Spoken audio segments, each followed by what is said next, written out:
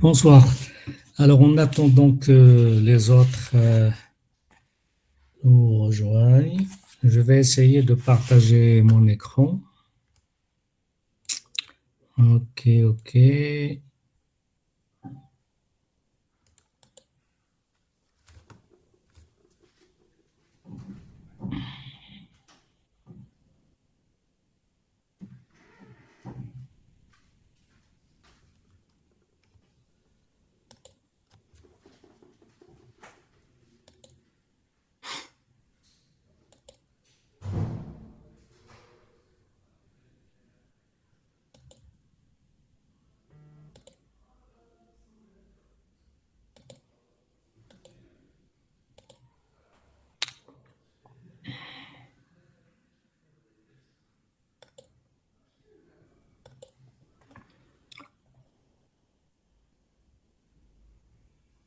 Ayman,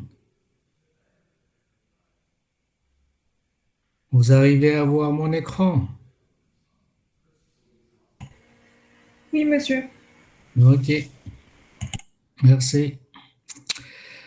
Bien.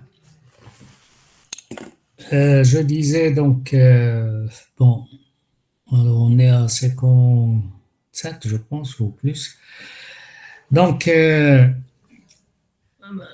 je vais essayer de vous présenter ce soir, aujourd'hui, deux présentations. La première, elle va porter sur l'extension de l'aérogare du terminal de l'aéroport de Marrakech. Nous sommes entre béton armé et construction métallique, mais je vais cibler plutôt un autre type de structure que vous allez voir très simple. Et je laisse la deuxième intervention où je vais commencer donc la construction métallique. Ce qui va nous permettre, donc je ne vais pas, je pense, terminer la construction métallique au bout de cette séance. Je vais laisser donc le reste de la construction métallique pour la semaine prochaine, Inch'Allah. Et puis, qu'est-ce qu'il va nous rester? Le bois lamelé collé. Voilà. Bien. Alors, commençons donc par. Alors, quelqu'un veut cliquer pour revenir en miel. Bon. Alors, donc, comme je l'ai dit, cette présentation concerne donc l'extension du terminal. Il l'appelle 1 de l'aérogare de Marrakech-Ménara. Comme tous les aéroports. Et, et oui, on va voir un autre type d'aéroport avec une construction métallique, l'aéroport de Charles de Gaulle. Une très belle structure que vous allez voir. Et donc, commençons par cette première expérience donc, ici au Maroc. Et donc, comme je l'ai dit la dernière fois, avec tous ces équipements structurants au niveau du territoire marocain, et ça concerne, comme vous le savez, donc tous les stades avec justement conception et construction en acier. Et puis, bien sûr, un matériau composite léger pour la couverture. Il y a également, justement, puisqu'on parle de terminal, d'aérogare, il y a ici même à l'aéroport de Rabat-Salé, l'autre terminal qui est en cours de finalisation. J'espère qu'ils vont le terminer avec une belle structure là aussi, en acier. Et donc, je vous laisserai le soin, pourquoi pas, de choisir un stade ou, pardon, ou, l'aérogare de Rabat-Salé ou autre chose. Bref. Et donc, comme tous les aéroports, toujours on atteint, si vous voulez, la capacité limite et il faut penser deux options. Si on a l'opportunité foncière juste à côté, on peut faire l'extension, c'est-à-dire à côté de l'ex-aérogare. Eh bien, si on n'a pas, bien sûr, cette opportunité prête, eh bien, on va aller vers une autre opportunité un peu éloignée peut-être. C'est le cas également donc de ce même aéroport donc de Marrakech qui a suivi plusieurs extensions et vu que la ville reste une ville touristique, une destination touristique, donc les autorités, les instances qui encadrent bien sûr ce secteur et cette infrastructure aéroportuaire pensent à un autre terrain, un peu éloigné carrément du centre-ville. Vous allez voir que le problème, c'est un avantage et un inconvénient. L'avantage, quand on a vraiment l'aéroport juste au niveau de la périphérie de la ville en question, là vous allez voir, il est en plein centre urbain, carrément. C'est quelque chose de bénéfique, surtout pour les visiteurs, pour les voyageurs qui ne veulent pas perdre du temps, directement transport en commun, par taxi, par tram, si le tram existe, par véhicule, etc. Et puis, même pas 10 minutes, un quart d'heure, et le voyageur est bien sûr chez lui ou carrément à son hôtel, etc. Par contre, l'inconvénient, eh ben c'est la pollution. C'est la pollution. Parce que vous allez voir, c'est vraiment catastrophique pour Marrakech, même si on dit que c'est un avantage, mais c'est un inconvénient. Et vous allez vous rendre compte tout de suite. Donc, je vais vous présenter rapidement cet aspect-là. Éteignez vos micros, s'il vous plaît. Et donc l'aéroport de Marrakech, donc il est réputé être la seconde plateforme aéroportuaire du royaume, après, bien sûr, celle de Casablanca, bien sûr, de l'aéroport Mohamed V, qui est le plus grand aéroport pour le moment. Alors, juste quelques exemples, quelques chiffres. 3,5 millions de passagers, 620 hectares d'emprise. Ça, c'est vraiment, c'est des données qui datent justement de plus de 3 ans, 5 ans, et par conséquent, sa proximité à moins de 3 kilomètres du centre-ville, moins que 3 kilomètres, je dirais en plein centre de ville. C'est pour cette raison, donc, les instances, notamment l'ONDA, l'Office national des aéroports, euh, ciblent justement l'extension et la mise à niveau de ces infrastructures pour répondre justement aux besoins découlant de la forte croissance du trafic enregistré ces dernières années et bien sûr pour permettre le traitement du trafic dans les conditions répondant aux normes et standards internationaux en matière de sûreté, sécurité, qualité de service. Attention, ça c'est un langage, un discours. Bien sûr, là je ne vous apprends rien, vous-même étudiant architecte et bientôt demain architecte maître d'œuvre, vous êtes censé répondre à une commande, à un besoin. Et donc, votre conception, qu'elle soit architecturale ou conception urbaine, vous devrez bien sûr répondre à cette demande, à ce besoin, etc. Pourquoi je vous dis ça, comme vous le savez, comme vous le constatez, on va le voir tout de suite.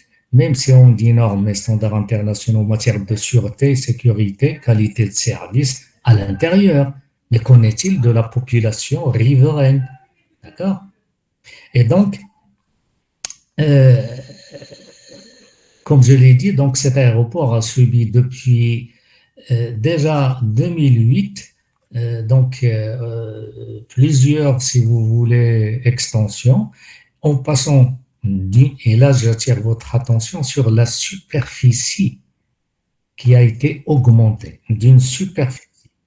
Alors je vais faire mon curseur, d'une superficie de l'aérogare de 20 000 mètres carrés à 35 000 mètres carrés. Vous faites la différence, ça vous fait 15 000 mètres carrés. Ah, donc c'est 15 000 mètres carrés qu'il va falloir couvrir, qu'il va falloir choisir la structure porteuse, d'accord, et également la structure porteuse verticale et la structure porteuse également horizontale qui va supporter la couverture. Néanmoins, eh ben, c'est ce que je vous ai dit tout à l'heure, sous la pression de l'urbanisation, des terrains environnants et compte tenu de la densification de la population riveraine, et bien sûr, là je m'intéresse à ceux et celles qui, qui habitent ou qui ont déjà visité bien sûr Marrakech. Donc, on se rend compte justement de cette difficulté, de cette problématique donc de l'aéroport et qui est entouré par des quartiers d'habitation carrément. Et donc, là, bon, attendez une petite minute. Quelqu'un, ولا جاي معطل شو ندير لك. Alors, Aymen, tu ne peux pas afficher quand était la présentation, donc là. Bien, je retourne donc à la présentation, voilà.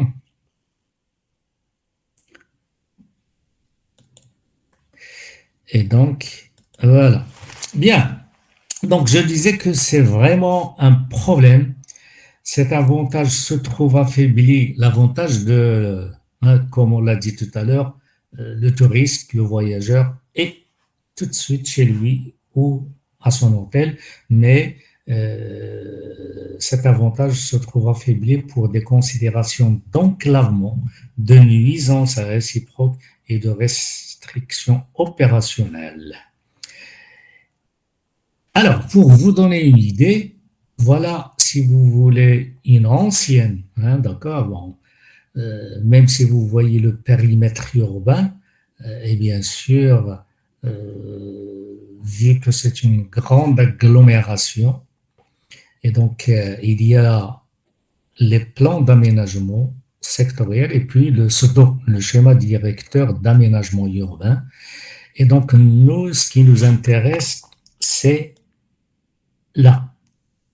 Vous voyez mon curseur et c'est l'aéroport. Et donc, vous voyez, et comme je l'ai dit, c'est une ancienne carte. Ça veut dire que tous ces territoires sont urbanisés.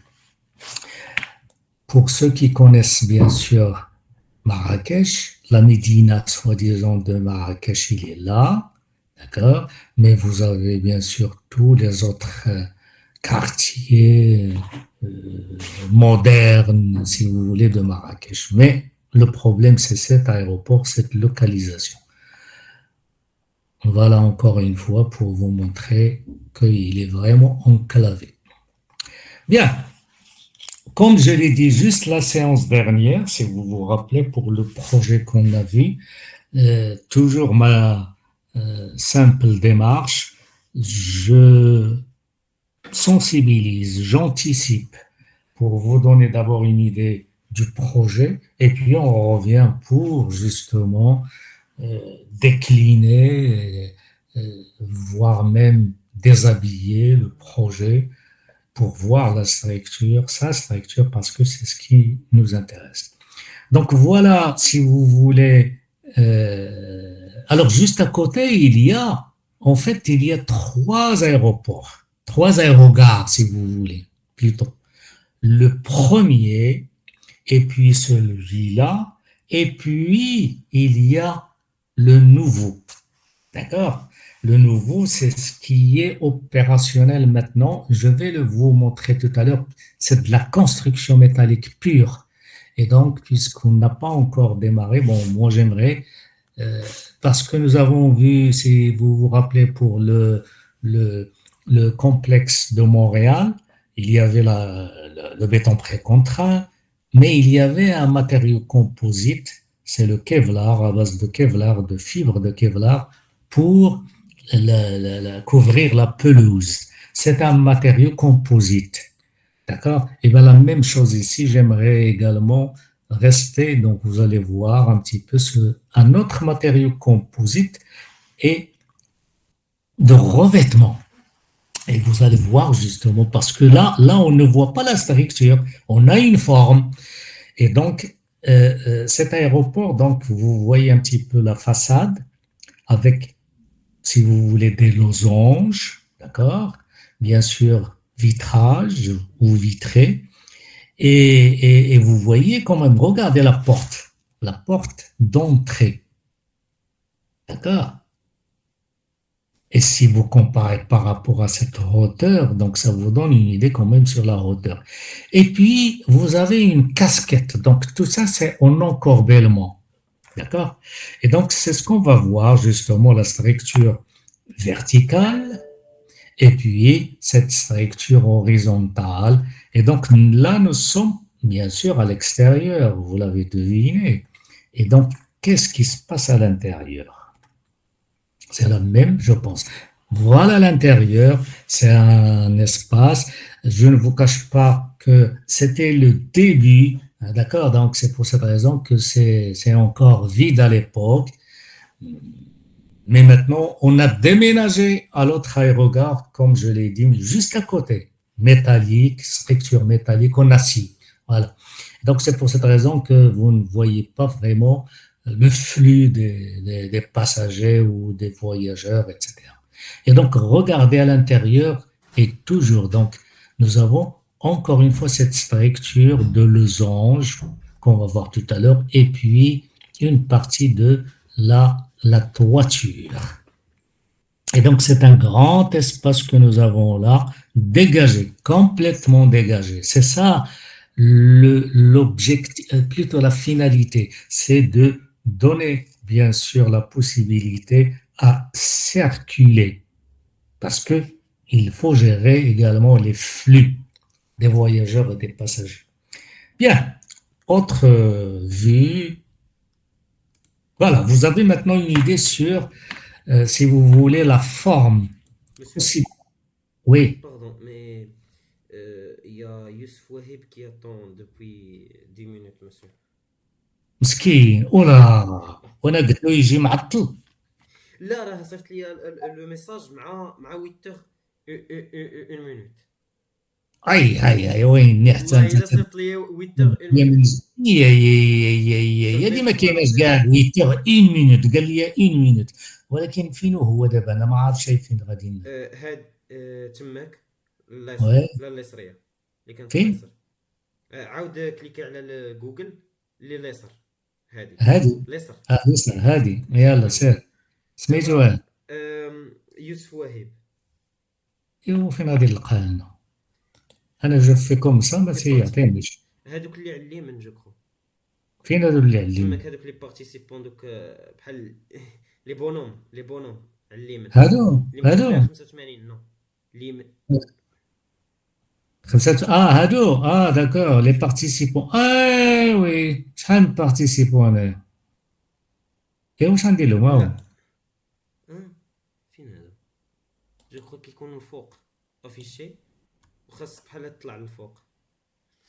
لا في لاباغ كاينه اون باغ اللي كتطلع وكتهبط على اليمين كاع. ينباغ هاي لتحت زيد شويه الفوق ولا لا في لو بلون راك كاين واحد هذه الفوق. هذه سي سي هذه الفوق كاع، جو كخوا كاين الفوق. ها هما هادو تو اكسبتي. تو اكسبتي هذه يلا سير. تو اكسبتي اوكي مساكن اكسبتي سي بون. سي بون. راه ما غاديش نرجع على هذا دبر راسهم اوكي اللي جا معطل شغلوا هذاك. داكور. Nous sommes à 22 minutes. Bien, je retourne donc à à la présentation. Voilà. Voilà. Bien. Voilà une autre belle vue de l'intérieur vers l'extérieur. On voit rouge, sortie, exit. D'accord? Encore une fois, regardez l'échelle humaine. D'accord? Et puis, vous pouvez comparer par rapport à cette structure immense. Bien, encore une fois. Alors, il faut bien sûr, j'attire votre attention sur ce matériau blanc de revêtement. Parce que pour le moment, la structure, qu'elle soit verticale ou qu'elle soit horizontale, les deux structures sont cachées. Alors, revenons donc à cette extension, donc deux cabinets d'architectes, je ne vais pas les nommer. Alors, euh, euh, au niveau de l'extension, donc une performance tant au niveau architectural qu'en termes de réalisation. Les délais de conception extrêmement courts, 15 jours. Délai d'exécution, moins d'un an. Normalement, ce genre d'aérogare classique demande une réalisation de 3-4 ans, alors que c'est pour vous montrer vraiment la performance, que ce soit au niveau de la production du plan ou de l'architecture, de la conception, et en même temps l'exécution. Et un savoir-faire marocain, tout ça c'est marocain, d'accord? Avec une grande entreprise des travaux généraux de construction de Casablanca, bon, je l'ai nommé pour le pilotage. Moi, ce qui m'intéresse, c'est ça. Les deux, si vous voulez, une mission principale, le pilotage et la coordination. Au départ, un parking occupait l'espace de la future extension de T1. Ça veut dire qu'il y a T2, etc. Sur une surface, vous vous rappelez tout à l'heure, 15 000 mètres carrés. Les dimensions de l'ouvrage, 168 mètres fois 48 mètres fois 12,8 mètres. Et il y a 12,8 et il y a dit que la hauteur. Car 168, c'est la longueur et 48 serait justement la profondeur qu'on va voir tout à l'heure. Les terrassements, heureusement que le sol était bon. Il a fallu juste creuser une moyenne de 2 mètres. Alors qu'encore une fois, ce genre d'infrastructure donc, nécessite quand même donc de grands terrassements et par conséquent de grandes fondations. Ici, juste à titre indicatif, le nombre d'ouvriers marocains mobilisés pour la réalisation du chantier. Maintenant, on va se focaliser sur les structures. Nous aurons donc une partie verticale et finalement, c'est une structure en béton armé, tramée à 12 mètres. La partie horizontale, plutôt, c'est une structure métallique pour délai de livraison. Si on a continué avec le béton armé, on risque d'avoir d'abord pour les grandes portées, donc quelque chose de lourd, et également les délais, on ne saurait pas donc dans les délais de livraison. Et donc, c'est moi ce que j'appelle donc tout simplement une structure dans sa totalité, une structure mixte, puisqu'il y a deux matériaux principaux. Vous avez le béton armé pour la structure verticale et puis une structure métallique horizontale. Et on va ajouter un troisième matériau, je dirais un matériau composite pour la couverture, pour le revêtement, etc. Donc, l'habillage extérieur, eh ben voilà, est entièrement réalisé en alicobon blanc. C'est ça ce que j'ai voulu dire tout à l'heure, comme les fibres de Kevlar qu'on a vu la dernière fois. وعلاش نسميهم matériaux composites parce que les fibres sont à l'intérieur, c'est la matrice lame du matériau et bien sûr uniquement enrobé. Et ben c'est exactement la même chose ici. Donc c'est un panneau composite constitué de deux tôles d'aluminium de 0,5 mm, d'accord, avec un noyau ou la lame ou la matrice minérale ou en plastique à base de polyéthylène de 2, 3, 5 ou 6 mm. Donc vous voyez, on est vraiment dans des épaisseurs très fines. C'est ce qui donne une légèreté absolue. Et donc, c'est pas un matériau qui va résister. Non, c'est un matériau qu'on utilise pour pardon, le revêtement, pour l'esthétique, pour finaliser une paroi, etc. Et là, j'ajouterai alucobon blanc. C'est ce que vous avez, tout est blanc. D'accord? Ça veut dire quoi? Que vous pouvez avoir des teintes colorées comme vous voulez. C'est pour l'esthétique, pour bien sûr donner vie à vos façades avec des couleurs. Alors, ces plaques composites alucobon sont conçues pour offrir au secteur de l'architecture, comme je l'ai dit, un revêtement léger, à la fois stable et flexible. Elles ont été tout spécialement, les plaques, élaborées pour habiller de l'intérieur comme de l'extérieur les façades et bordures de la toiture. Donc, alucobon, matériaux, composites, se façonne à volonté, se monte aisément et se conforme docilement à la créativité des architectes.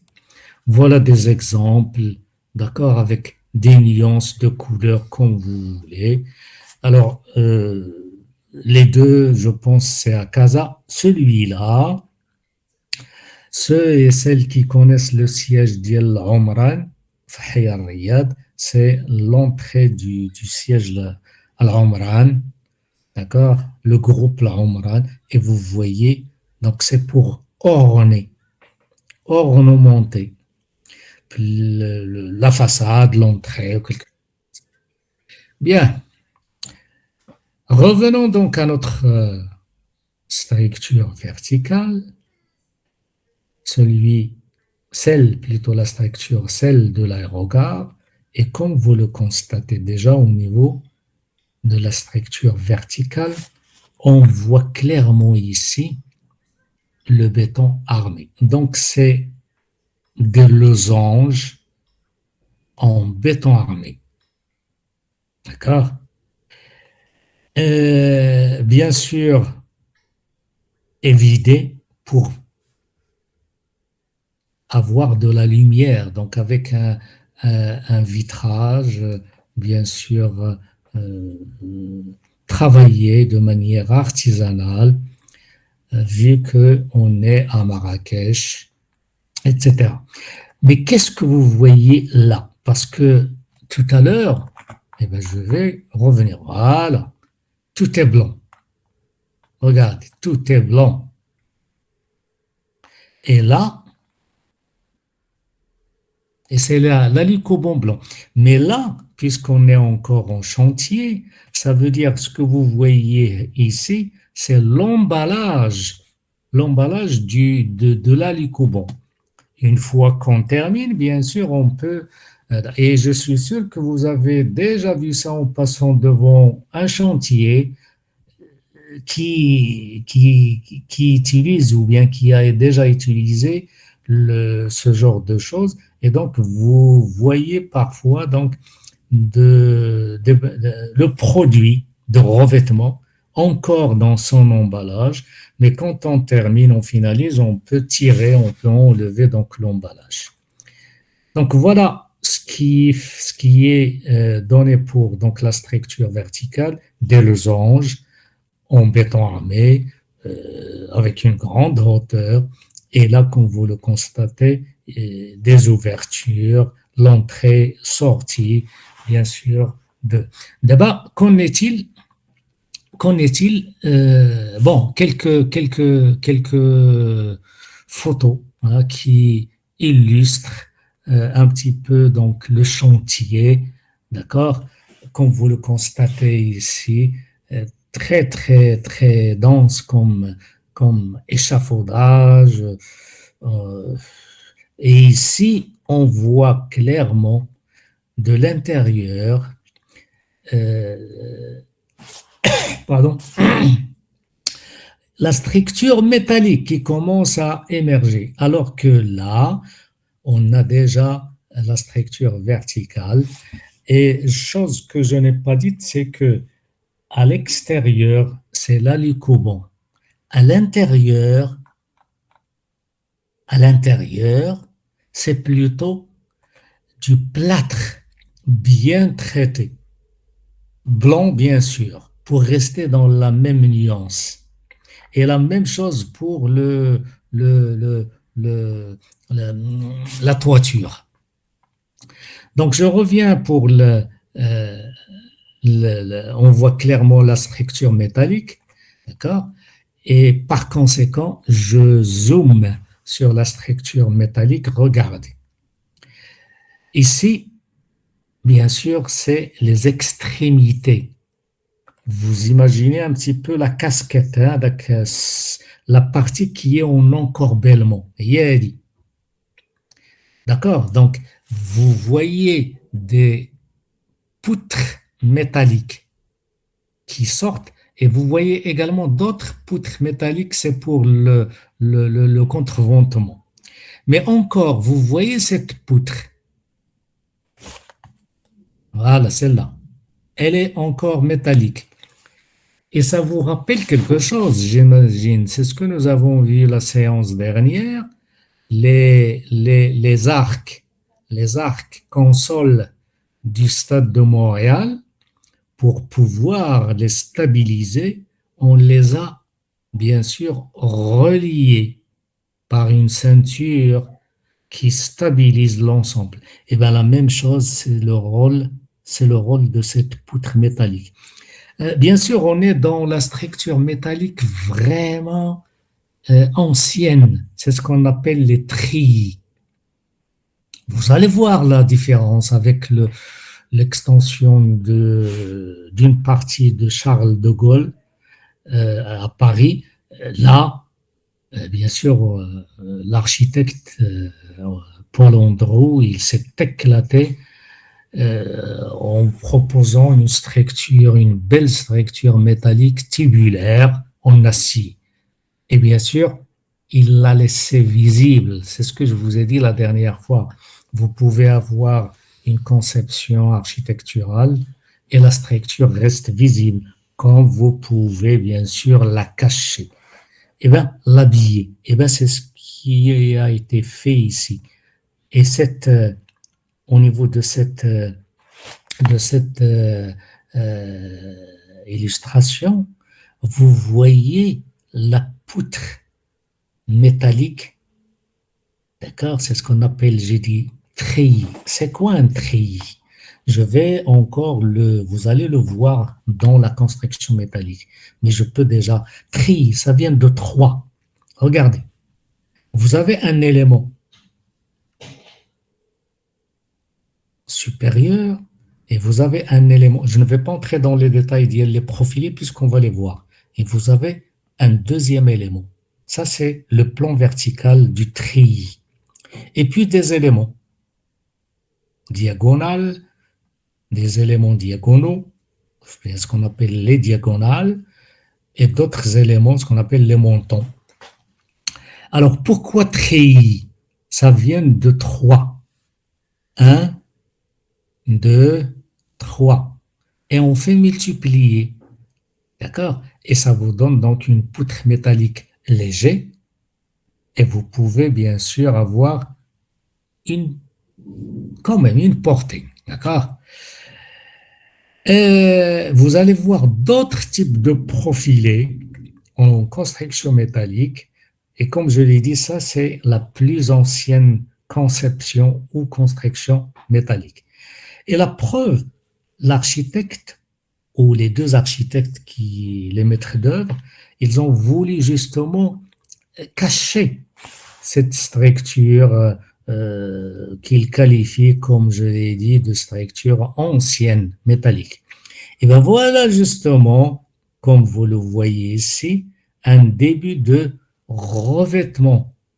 C'est pas là du coubon blanc, là, c'est du plâtre bien traité, bien travaillé, comme vous le constatez, et bien sûr, pardon, et vous voyez les éléments en attente ici, d'accord, pour assurer l'assemblage avec la structure.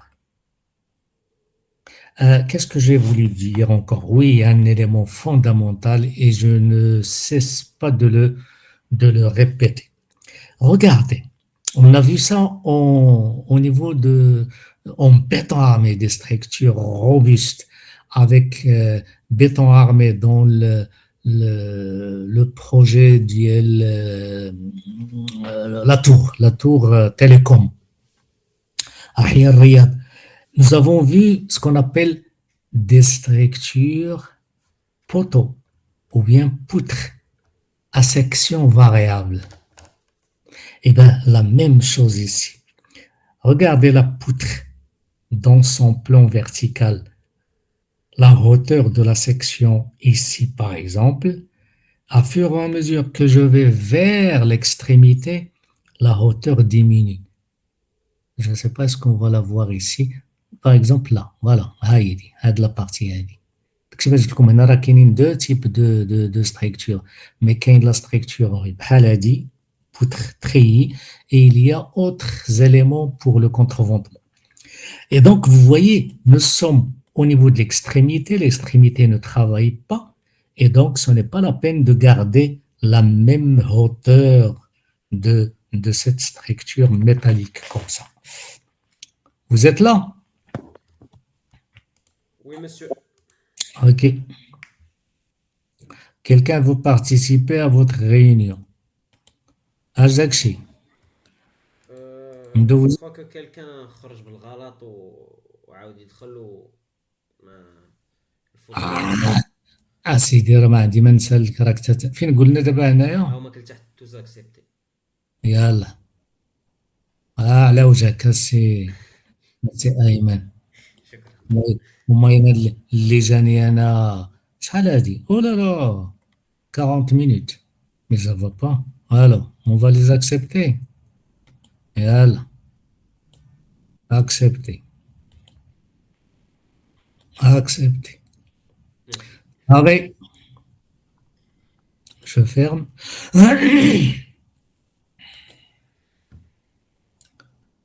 Je reviens ici et je lance. Donc, sur ce que je viens de dire concernant les poutres métalliques, treillis et autres, vous allez le voir en détail peut-être dans la deuxième présentation. Quelle heure il est? Ok, bien. La façade principale habillée de 24 alvéoles. Vous pouvez dire des caissons ou bien alvéoles. D'accord? Donc, 12 mètres par 6, entièrement vitrés avec des sérigraphies. Où est-ce que j'ai ça? Ah, voilà, regardez. Ah. Et j'ai une autre, une belle. Là, fini.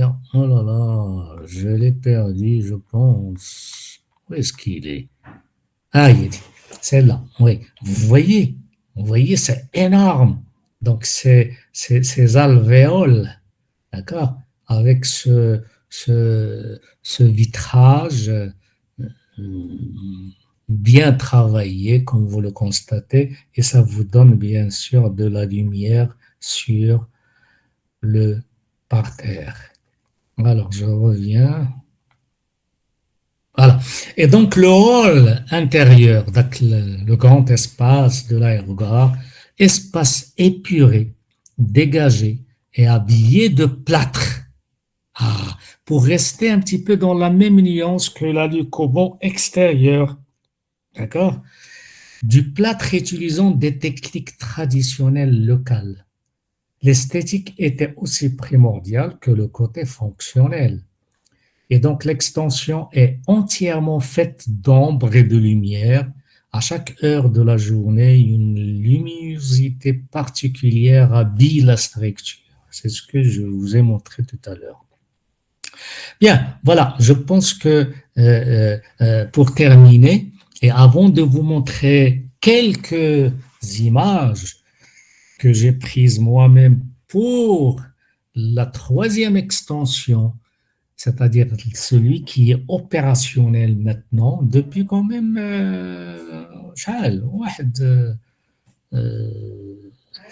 disons 2019, 2010, voilà, 5 ans, hein, plus de 5 ans.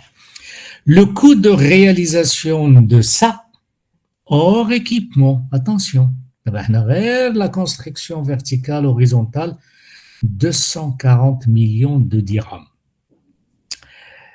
Vous multipliez plutôt de vous diviser parce que bon, ça n'a aucun sens, ça a le coût, d'accord? Mais je peux vous dire deux informations. La première information, c'est l'équivalent d'une station d'épuration d'eau usée pour une population de 100 habitants, d'accord? Également, si vous voulez vraiment un indicateur de coût, vous divisez par la superficie. Alors, je vais tout de suite faire ce calcul. Ma calculatrice. 240. Je vais prendre les millions. Juge. 240 millions de dirhams. C'est comme ça qu'il faut faire à chaque fois, hein. Rapporter la chose au mètre carré, par exemple. Je divise par 15 000. Vous rappelez le 15 000 mètres carrés, oui. Ah, vous avez 16 000 dirhams. Mais attention, ça c'était plus de... Ah, là, hors équipement. C'est-à-dire que l'équipement, l'équipement intérieur, donc tout ce qui est, bon, au niveau des aéroports, il y a des équipements spéciaux. Mais maintenant, c'est la construction. 16 000 dirhams le mètre carré. Monsieur, داخله فيها l'électricité. لا. D'abord, regarde la construction. Ah oui, 16 000 mètres carrés. Et encore, ce coût, 5 ans plus. Il va falloir, bien sûr, l'actualiser. Mais vous avez maintenant une idée sur, parfois, si on a le coût global, on peut le rapporter donc à la surface bâtie. Bien, je termine donc ça. Vous avez ici quelques images que j'ai prises donc de cette source, d'accord? Et vous voyez que c'est ancien, depuis 2008 pour le... Alors, l'aérogare, l'autre aérogare, quand il était en construction, c'est le terminal 2 justement. Je ne vais pas entrer dans les détails puisqu'on va voir la construction métallique après, mais regardez, voilà un autre type de structure un peu élaborée, évoluée. C'est ce qu'on appelle une charpente tridimensionnelle pour la couverture. Et vous avez des éléments, comme vous le constatez, des béquilles en métal, en acier et bien sûr tubulaire. D'accord? Regardez. Ah, voilà, on voit clairement les. Alors, c'est comme ça que, effectivement, le Charles de Gaulle, vous allez le voir peut-être la séance prochaine, Inch'Allah, mais vous voyez quand même ce qui différencie par rapport à ça, c'est à Charles de Gaulle, on a utilisé des éléments certes tubulaires, mais courbes. Et vous allez comprendre pourquoi. Ah, voilà maintenant ceux et celles qui ont déjà vu, donc c'est l'entrée et la sortie, bien sûr, de l'aéroport. D'abord, ce qu'on vient de voir, c'est juste à côté, hein. Donc là, c'est plutôt à gauche, oui, moi, il est juste à côté, d'accord? Mais ça, c'est l'actuel avec, regardez, le deuxième pot, ou bien la peau, tout simplement, et regardez le matériau, encore une fois, de revêtement, d'accord? Et à l'intérieur, il y a la structure métallique qu'on voit clairement ici, une structure en acier, etc. Et là, bien sûr, le moucharabia. Maintenant, c'est devenu une pratique pour tous les équipements structurants, notamment les aéroports, etc. C'est une identité, forme d'identité culturelle donc du Maroc. Regardez, donc là, c'était vraiment juste avant l'ouverture, l'inauguration, d'accord? Là, on a notre courbure. Vous regardez ces éléments courbes, de belles, si vous voulez, pièces en acier tubulaire.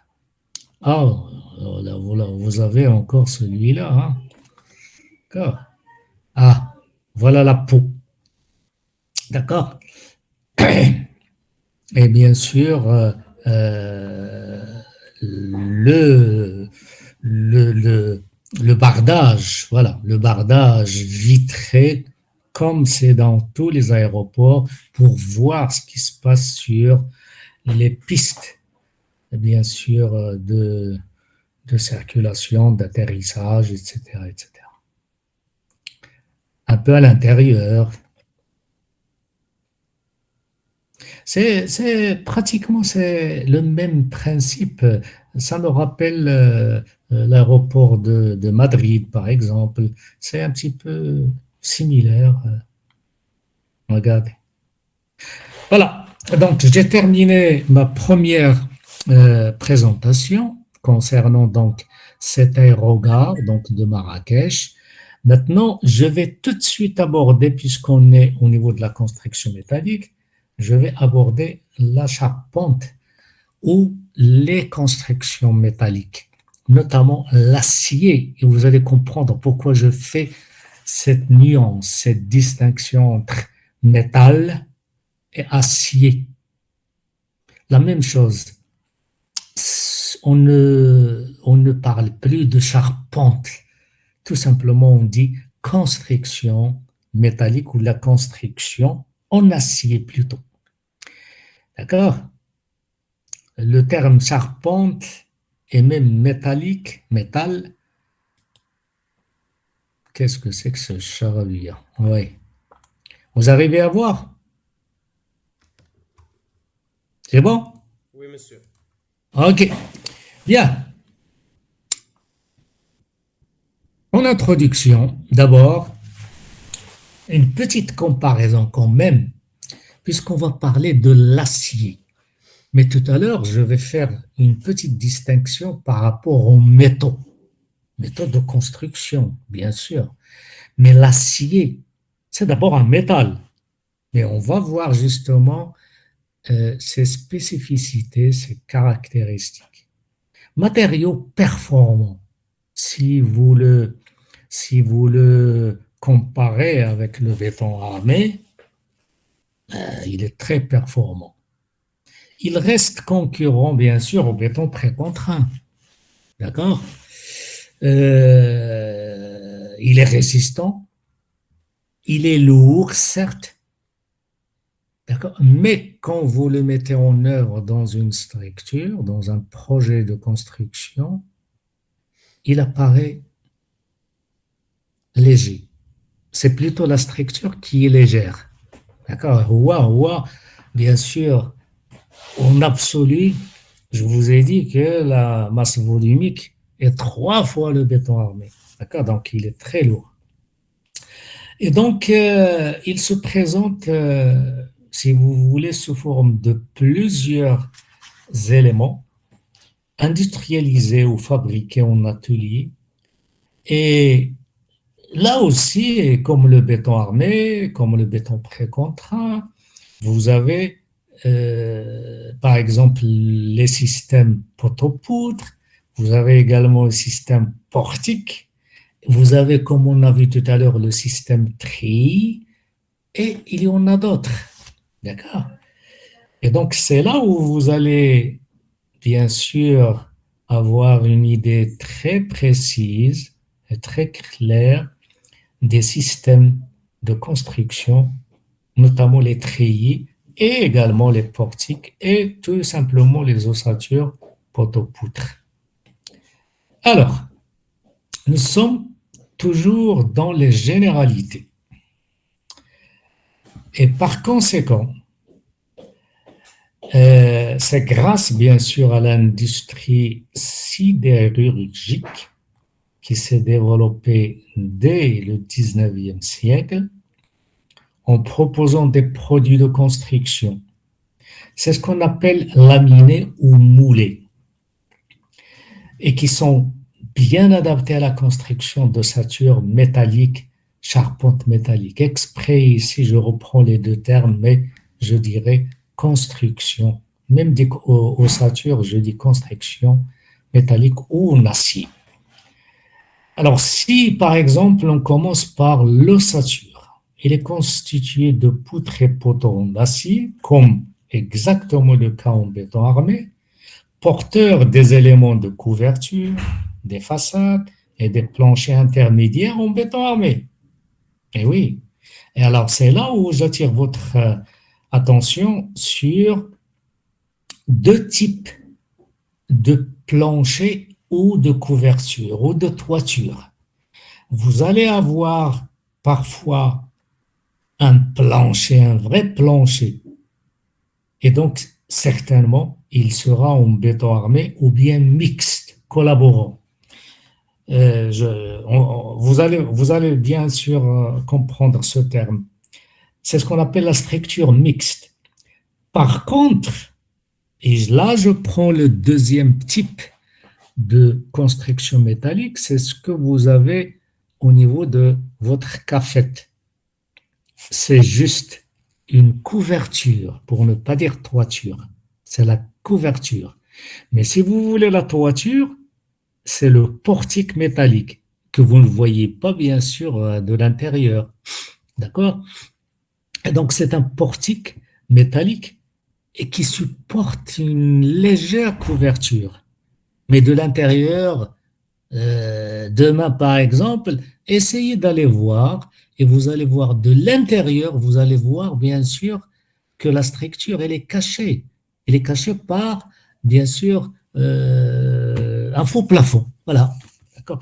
Et la couverture, elle est légère, c'est un matériau léger, c'est-à-dire qu'il ne fait pas partie de la structure, il est supporté par les deux traverses inclinées du portique. Voilà. Par contre, les poteaux, vous pouvez les voir de l'extérieur à Humbeini. Et donc, là, je viens de vous donner deux types de planchers. Mais deux types de structures horizontales ou l'incliné, soit un plancher carrément, soit une couverture qui peut être incliné. Et vous allez encore voir ces choses-là par la suite. Et par conséquent, les constructions métalliques sont des ouvrages relativement légers, comparés au béton armé, c'est ce que j'ai dit. Peu chargés, principalement les actions climatiques, et permettent de dégager des grands espaces utiles au sol.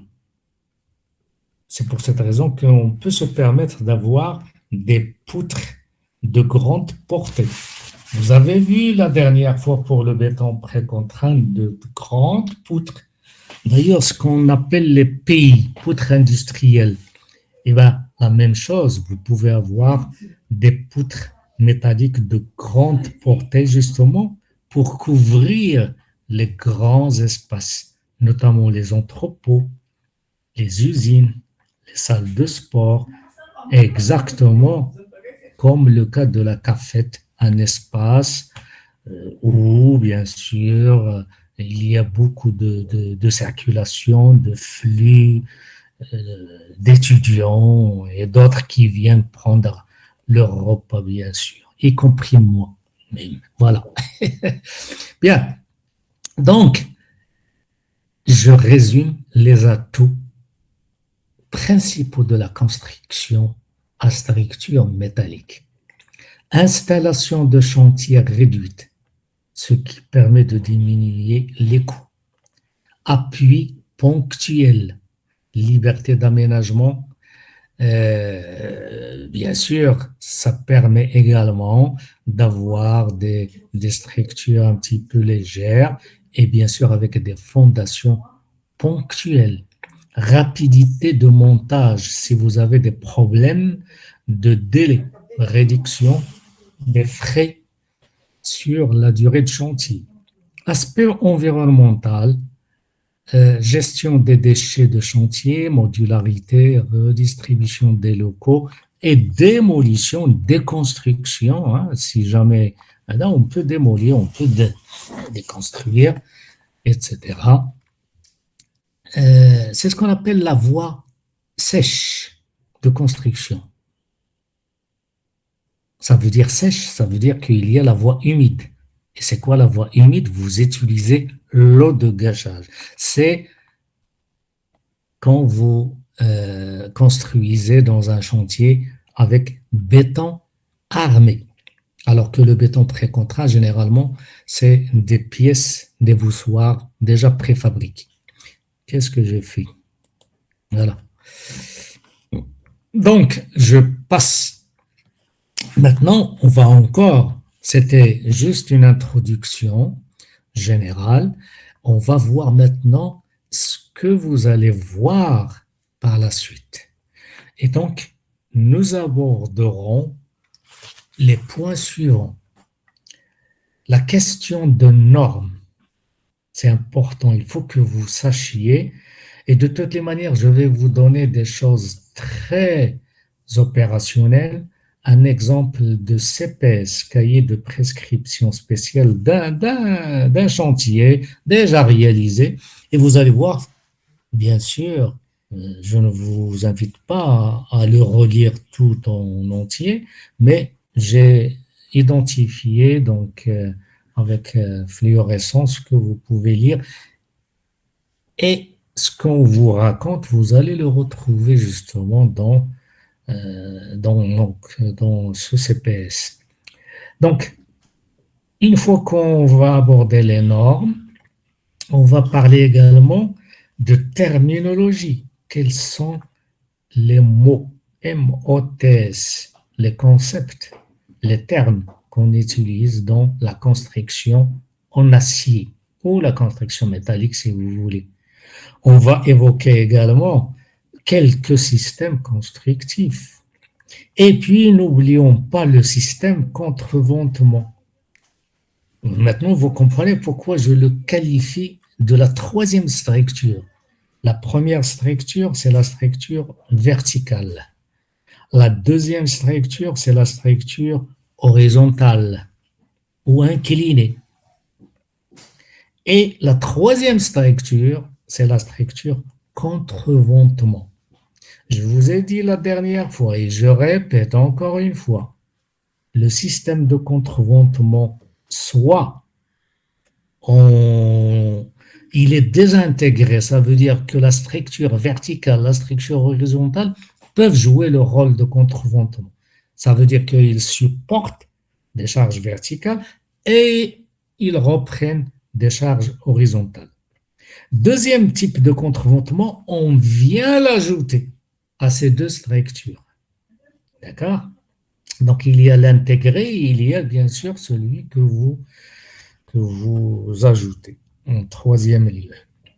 Bien, commençons par la normalisation, quelques aspects réglementaires et je vous dis exactement ce qu'il faut, pas apprendre, mais avoir en tête. D'accord?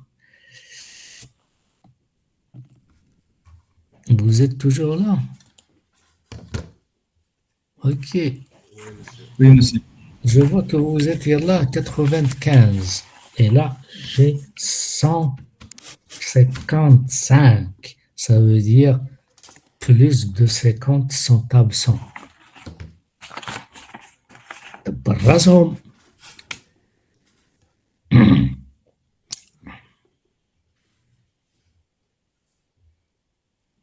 D'ailleurs, je vais faire l'appel tout à l'heure.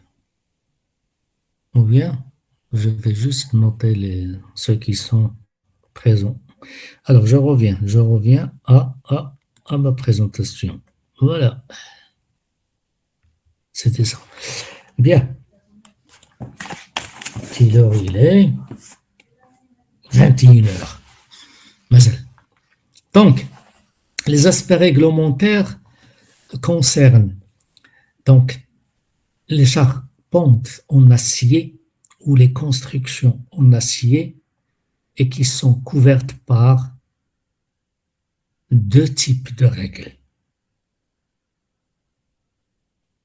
Même si vous n'êtes pas ingénieur, vous restez le maître d'œuvre ou les maîtres d'œuvre et donc vous devriez au moins connaître ces concepts.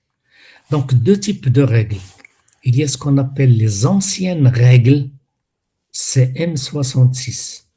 Construction métallique, 1966.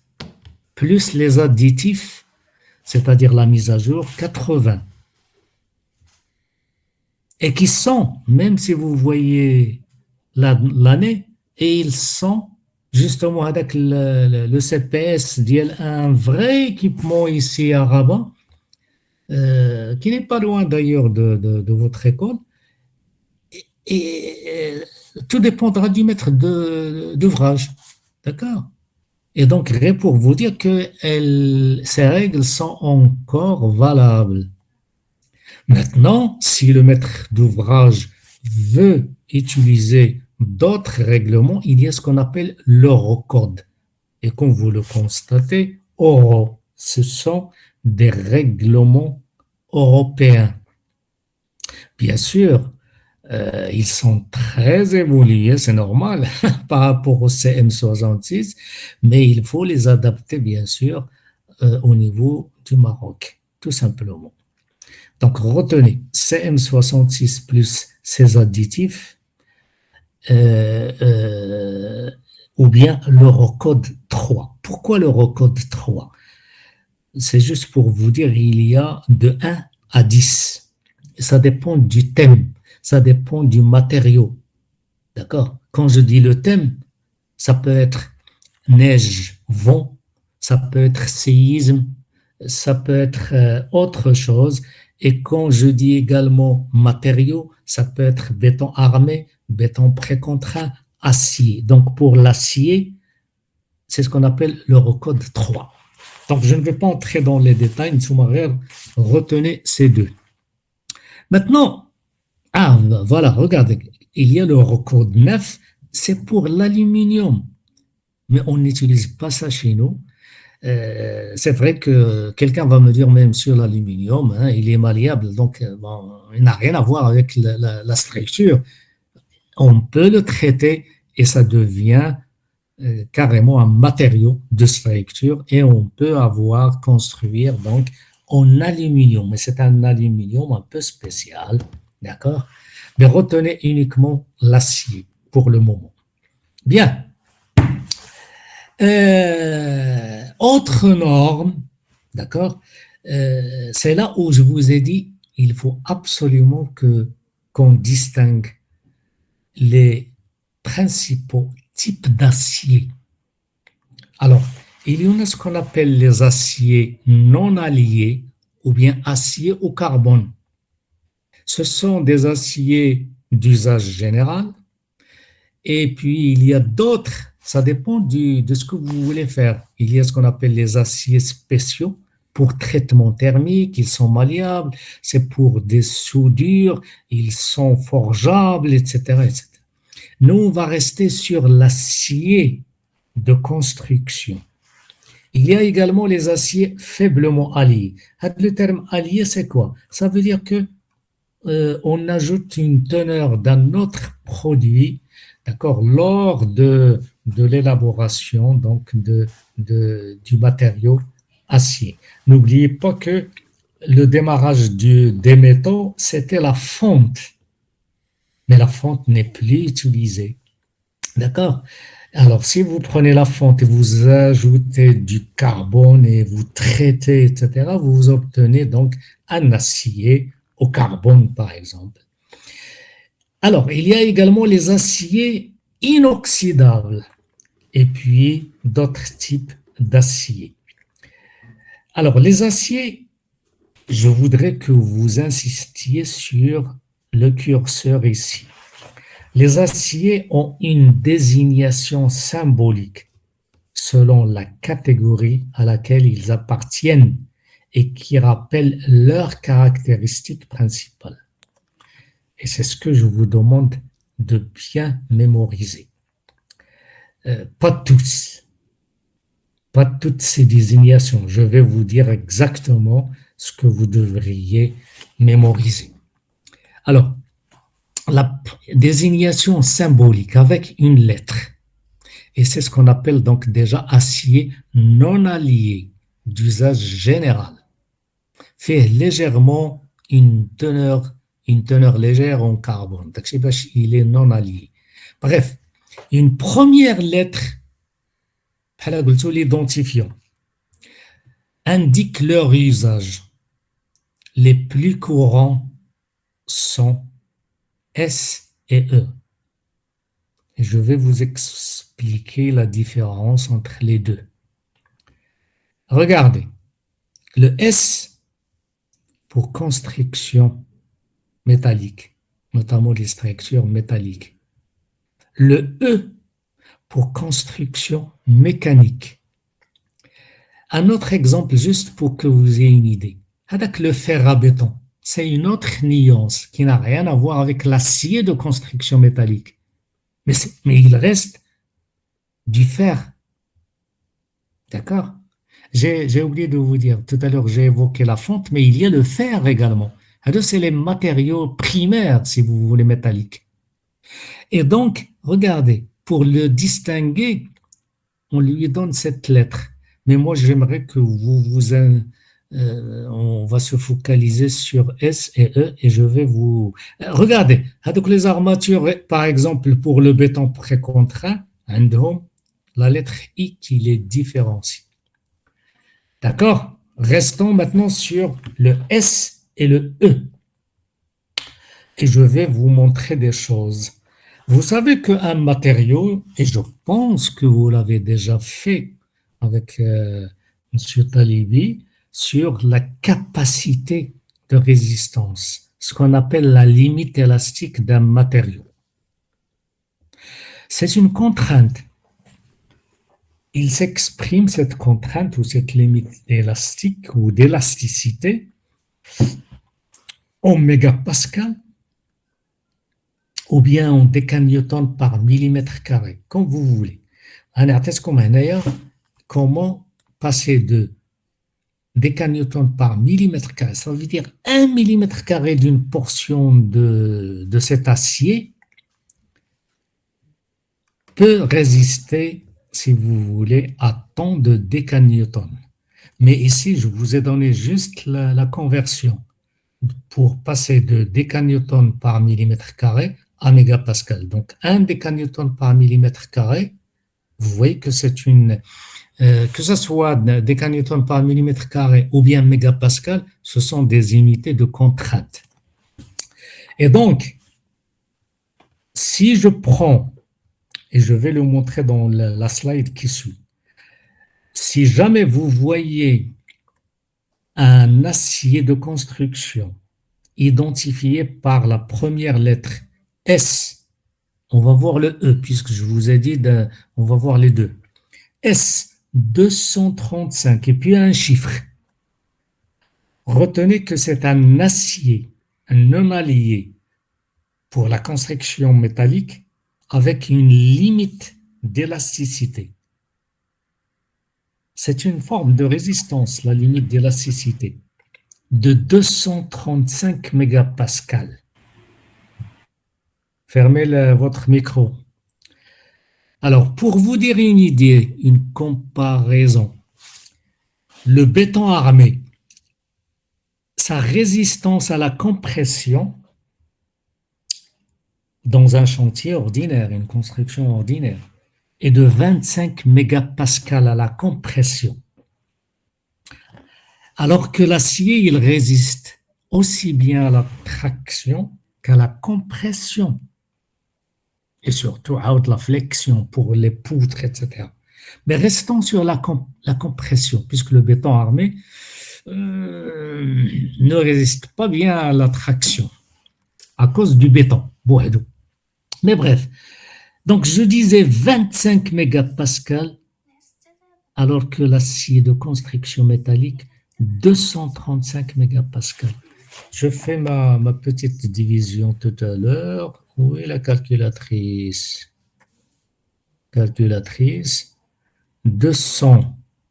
Comme un exemple là, le plus couramment utilisé. On va le voir sur la slide suivante. 235 mégapascales. Je divise par combien de 25 mégapascales dit le béton armé? Eh bien, 10. Entre 9 et 10. Pour vous dire que la capacité de résistance de l'acier, 9 à 10 fois plus en compression, attention, par rapport au béton armé. Bien. Maintenant, avec la limite élastique, vous allez voir en RDM, ou bien vous l'avez déjà vu, on la note RE, c'est-à-dire au-dessous de RE. Ce n'est pas la résistance de rupture, attention. Ce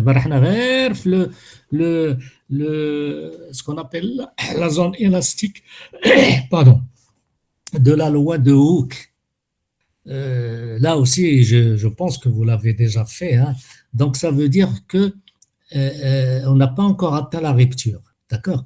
Mais E, c'est l'autre identifiant. On va dire comme la différence. Alors, pour les aciers non alliés, soudables, à haute limite élastique, par exemple, il y a ce qu'on appelle le E24. Le S235. Vous l'avez ici en rouge. Ça veut dire quoi? Que cette nuance, voilà, on utilise le terme nuance de cet acier, il a une limite élastique de 24 décanewtons par millimètre carré. Je retourne à la conversion. 24. Vous multipliez 24 par 10, ça vous fait 240 mégapascales. Quelle est la différence entre 235 mégapascales et 240 mégapascales? C'est rien. C'est pour vous dire que le E24 et le S235, ils sont plus ou moins identiques. Et voilà, si vous voulez, une équivalence des principales nuances de l'acier d'usage général dans la construction métallique. Alors, EN, c'est ce qu'on appelle la norme européenne. NF, la norme française. Et c'est ce qu'on utilise, les deux. Je vous donne ici plusieurs nuances, mais le plus couramment utilisé dans la construction métallique ici au Maroc, هو هذا اللون rouge. وكيف كيف. هنايا norme française, ça veut dire on utilise les règles de 1900 CN 66. Vous voulez utiliser l'eurocode, vous utilisez le S235. Mais là, ils sont identiques. Voilà. Et c'est pour cette raison que les règles CM66, comme je l'ai dit tout à l'heure, même si elles sont anciennes, d'accord, des maîtres d'ouvrage utilisent encore donc ces règles. Et bien sûr, les BET, les bureaux d'études techniques, utilisent encore donc ces règles. Donc, retenez bien sûr ces deux concepts de limite d'élasticité ou bien de nuance, le S235 et le E24, caractérisés par leur limite d'élasticité à l'attraction ou à la compression, qui est mabrito. Et c'est ça l'avantage de l'acier. Bien. Il me reste encore 10 minutes et je termine. Les bâtiments.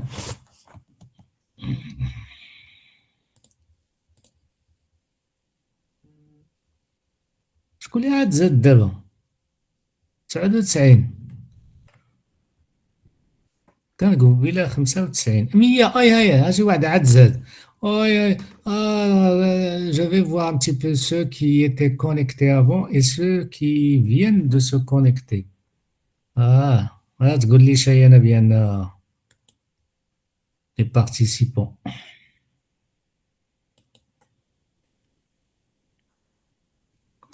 Bien. Alors. Oui. Bien. Alors, terminologie. J'ai pris à travers des petits exemples pour vous donner donc la terminologie. Alors, premièrement, un bâtiment à ossature métallique est exactement comme vous avez au niveau donc de votre de votre comment vous appelez ça, la cafette, voilà. Regardez, voilà, c'est des portiques. La seule chose, c'est que ces portiques, si vous comparez par rapport, bien sûr, à la cafette, c'est que هادو à section variable, d'accord? Alors que la cafette, c'est une section homogène, constante, même section au niveau des poteaux que des poutres, que des traverses. Retenons d'abord la terminologie. Mais avant, j'aimerais revenir sur le plan structural du portique. Vous le voyez devant vous, c'est ce plan vertical. Ça veut dire où est la portée principale. C'est ça. ماشي هادي. Ça, c'est la longueur. D'ailleurs, on l'appelle le long pont. Vous pouvez ajouter autant de portiques comme vous voulez. Mais le défi, le challenge de portée d'ouverture, c'est ça. Et donc, au niveau de la construction métallique, ça démarre de 20 mètres, 25, 30, 40 mètres, etc.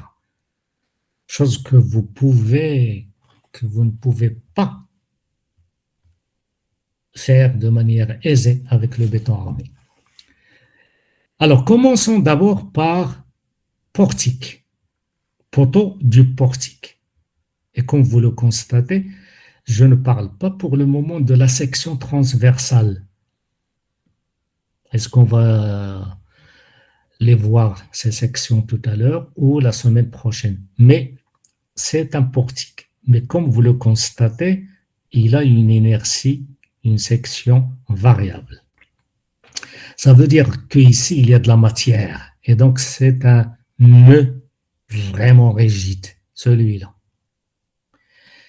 Zéro. La traverse ou la poutre de portique, c'est ça. Regardez, il a une inertie variable.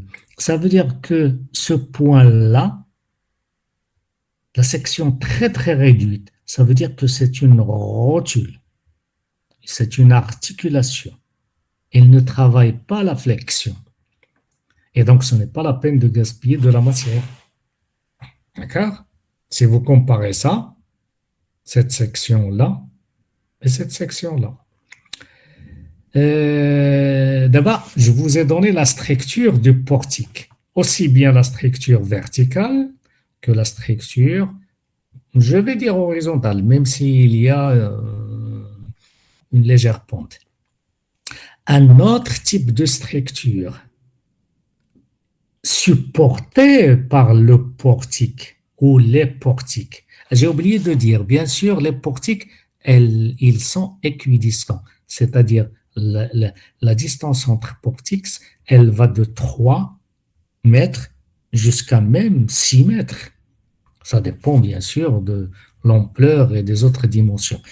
Et comme je l'ai dit, ça dépend de la longueur et vous pouvez ajouter ce que vous voulez.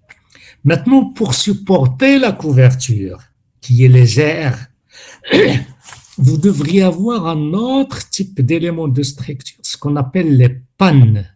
C'est ça. Les pannes, où sont les pannes? Aïe, pannes. Pannes intermédiaires. Au moins, des éléments. Ils sont métalliques. Et ils sont équidistantes. Ces pannes. Voilà. Et bien sûr, ils supportent une légère couverture. Voilà ce que j'ai dit tout à l'heure au niveau de une toiture métallique, certes, mais qui supporte une légère couverture. Ça veut dire quoi ça? Vous pouvez avoir un plancher cette fois-ci, mais mixte. Les poutres sont métalliques, mais un plancher mixte avec une dalle. Donc vous allez voir ça par la suite. Bien, voilà les principaux éléments de structure pour ce portique. Maintenant, vous allez voir les autres éléments de contreventement. Par exemple ici. C'est le cas de cet élément vertical, ce qu'on appelle potelet. Il ne supporte rien, mais il est au milieu entre les vrais éléments qui supportent. Deuxième, un autre type de contreventement, c'est ce qu'on appelle la lisse. Ces éléments qui ne supportent rien, mais qui peuvent reprendre un vent horizontal comme ça qui frappe. Troisième type de contreventement, ces éléments diagonaux, voilà, que vous voyez ici. Et vous l'avez deviné, c'est comme une couture. C'est pour vraiment avoir un ensemble stable, mais c'est résistant, là, stable. La résistance, c'est la structure portique avec les pannes, etc. D'accord? Et donc, cette slide résume un petit peu. Donc, je pense que je dois faire le deuxième exemple, comme ça, vous aurez une idée sur un autre type. Ah, voilà ce qu'on appelle la structure métallique triangulée. Je résume. Vous avez un espace. Ce n'est pas la peine de voir cette partie-là. Je reste sur la partie de cet espace. J'ai deux appuis, un voile ou un mur en béton armé, un autre ici, etc. Le plan de structure, c'est en fait ce que vous voyez devant vous. C'est ce qui vous donne toujours les portées. Donc, c'est une structure métallique triangulée, comme exactement ce que vous avez vu tout à l'heure au niveau de l'aérogare de Marrakech. Et donc, regardez, à inertie variable, une hauteur ici, et puis ici, variable. Pardon, petite. Et bien sûr, des éléments. Ça, c'est la structure treillis, comme je l'ai dit, la plus ancienne. Mais pour couvrir, il vous faut d'autres éléments. Panne, encore une fois. Et il faut bien sûr que cet espacement soit le plus petit pour pouvoir étaler la couverture avec des dimensions standardisées, etc. Et donc, c'est une couverture légère. Généralement, elle est métallique. Et vous pouvez bien sûr jouer, ajouter de l'isolation, tout ce que vous voulez, etc. Étanchéité, etc. Ah, je vais quand même aller vers les exemples et puis je termine. Regarde, un grand espace avec de la structure, encore une fois métallique, mais triangulée, comme vous le voyez ici. Voilà, métallique. Métallique, mais de très grande hauteur.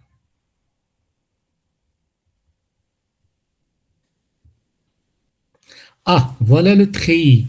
Et là, c'est plutôt un plancher. Vous pouvez avoir ce qu'on appelle une structure poutre à âme pleine, c'est-à-dire, on va voir peut-être la séance prochaine les profilés. Et comme vous le constatez, vous voyez ici la dalle. C'est une dalle pleine. Et donc, c'est pour moi ce que j'appelle une structure mixte. La conception. J'aimerais qu'on voit un petit peu le. Regarde, je prends cette poutre triangulée et je vous donne cette petite expression 2n moins m égale à 3. C'est la stabilité et bien sûr la faisabilité d'une poutre triangulée. Bresson, c'est le nombre de nœuds. 1, 2, 3, 4, 5, 6, 7, 8, 9, 10, 11, 12, 13, 14, 15, 16. J'ai ici 16 nœuds. Je fais 2 fois 16, ça fait 32. Et je retranche 3. Et il faut que je trouve 29. Oh là là, si je ne trouve pas 29 barres, au moins les éléments. Alors, ها واحد جوج ثلاثة. Oh là là, vous allez faire le calcul chez vous. D'accord? Donc, l'essentiel, c'est une relation qui exprime la stabilité d'une poutre, si vous voulez, à âme pleine, plutôt à treillis. Ah, voilà ce que j'appelle, moi, la poutre à âme pleine. هي هذه. وهادو c'est les pannes. Voilà. مازال ما شفناش la section transversale. D'accord? Je vais m'arrêter ici parce que le truc ديال collaborant mixte, mais je vais plutôt le oh là là, je vais le présenter la semaine prochaine, Inch'Allah. D'accord? Bien. Quelqu'un veut participer à votre réunion. وسير الله يعطيك ما عطى.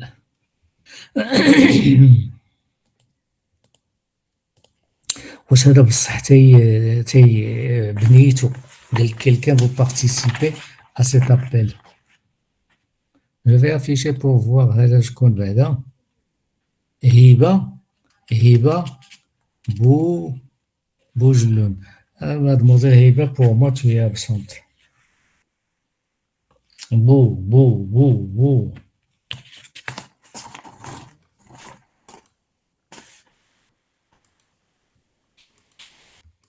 Boujloul Hiba, tu es absente.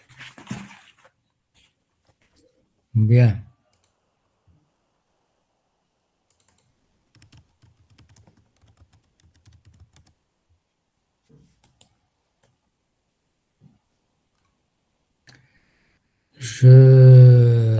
J'arrête la présentation. Voilà.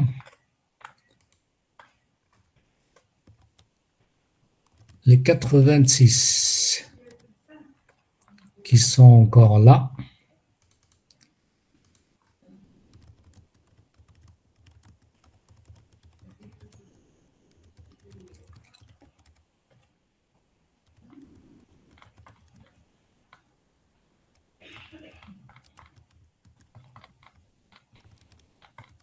Ok. C'est bon, c'est parfait. Bien, je vous dis à la séance prochaine, Inch'Allah. Merci.